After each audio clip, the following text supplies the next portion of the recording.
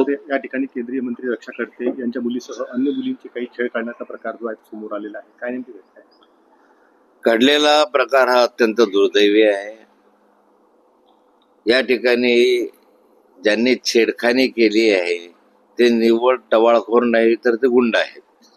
त्यांच्या विरुद्ध आधी सुद्धा काही गुन्हे दाखल आहे.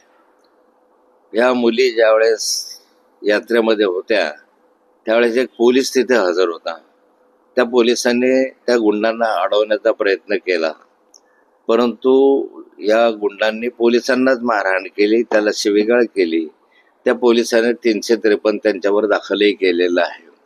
पण हा एक प्रश्न निव्वळ माझ्या घरामध्ये घडला असा नाही आहे. हा एक सामाजिक प्रश्न आहे आणि महाराष्ट्रामध्ये अशा स्वरूपाच्या अनेक घटना घडत आहे. अनेक घटनांची नोंद होत नाही किंवा महिला या ठिकाणी तक्रार करायला पुढे येत नाही आणि तक्रार न झाल्यामुळे असे प्रकरण उघडकीस येत नाही. या ठिकाणी हा जो प्रकार घडला या संदर्भामध्ये रक्षाताईंची मुलगी ही स्वतः तक्रार करायला पुढे आली, हे फार मोठं आहे. नाहीतर मुली सहसा तक्रार करायला पुढे येत नाही. पण या विषयाच्या संदर्भामध्ये मुक्ताईनगर परिसरामध्ये जे गुंडगर्दी वाढलेली आहे किंवा या मतदारसंघात वाढलेली आहे, हे अलीकडे या 3-4 वर्षामध्येच वाढलेली गुंडागर्दी आहे. यामध्ये महाराष्ट्राच्या विधान परिषदेमध्ये स्वतः खूप वेळा बोललेलो आहे, आक्रमकपणे मांडलेलं आहे. सरकारला मी म्हटलं की तुम्ही काय बांगड्या घातल्यात काय थांबवायला, इथपर्यंत मी बोललेलो आहे. परंतु त्याचा फारसा परिणाम याच्यावर होत नाही, कारण या सर्व गुंडांना या ठिकाणी स्थानिक लोकप्रतिनिधी आणि राजकारण्यांचं संरक्षण मिळत आहे. या ठिकाणी मागच्याही कालखंडामध्ये 2-3 वर्षापासून मी पाहतो आहे, अलीकडचा विषय जरी सोडला तरी माननीय मुख्यमंत्री कार्यालयामधनं पोलिसांना फोन यायचे की या संदर्भामध्ये या गुंडांना संरक्षण देण्याच्या संदर्भामध्ये, असं मला स्वतः पोलीस सांगायचे. असं असेल तर ते दुर्दैवी आहे. आणि यामध्ये महाराष्ट्रामध्ये आता महिलांनी या संदर्भात स्वतःच काळजी घेण्याची आवश्यकता आहे असं मला वाटतं. पोलिसांवर फार विश्वास राहिला नाही, पोलीस यंत्रणेचा धाक राहिला नाही, अशी आजची स्थिती आहे. या ठिकाणी पोलीस अधिक कठोरपणे कारवाई करतील अशी माझी अपेक्षा आहे. हा निव्वळ माझ्या मुलीचा प्रश्न नाही, तर हा एक सामाजिक प्रश्न आहे. त्या दृष्टिकोनात या प्रश्नाकडे पाहिलं पाहिजे. कुठेतरी पोलिसांचा धाक संपला असं वाटतं.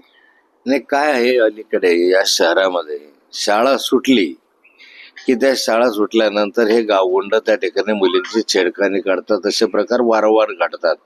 पोलीस स्टेशनला या संदर्भात तक्रारी पहिले केल्या, तोंडी केल्या. पोलीस म्हणतात आमच्याकडे लेखी तक्रार द्या. आता शाळेमधल्या मुली लेखी तक्रार द्यायला घाबरतात, पण पोलीस बऱ्याचदा येतातही. पण जो पोलीस यंत्रणेचा धाक राहिला नाही आणि अवैध धंद्यांमध्ये बरेचसे पोलीस अडकलेले आहे. काही गोष्टी त्यामधल्याही आहे. काही गोष्टी या ठिकाणी गुंडांवर तक्रार केल्यानंतर कारवाई होत नाही. त्यामुळे काय करायचं तक्रार करून, अशी पण मानसिकता होते. वाटतं की या संपूर्ण प्रश्नाच्या संदर्भामध्ये राज्य सरकारने एक कठोर भूमिका घेतली पाहिजे, किमान महिलांच्या संदर्भामध्ये घेतली पाहिजे. आज महिलांच्या संदर्भामध्ये ज्या वारंवार घटना घडत आहे महाराष्ट्रामध्ये, महाराष्ट्र बदनाम होतो आहे या संदर्भामध्ये, तर सरकार जागरूकतेने काम करेल असं वाटतं. माननीय मुख्यमंत्र्यांशी मी या संदर्भातली चर्चा करणार आहे. मी आयजींशी चर्चा केली, मी एसपीशी चर्चा केली. फार काही खाली नुसतं ते आयजीशी बोलले की डीएसपीशी बोलतात, डीएसपीशी बोलले की इथे इन्स्पेक्टरशी बोलतात. तर सारंच बस जसं ते राहतं.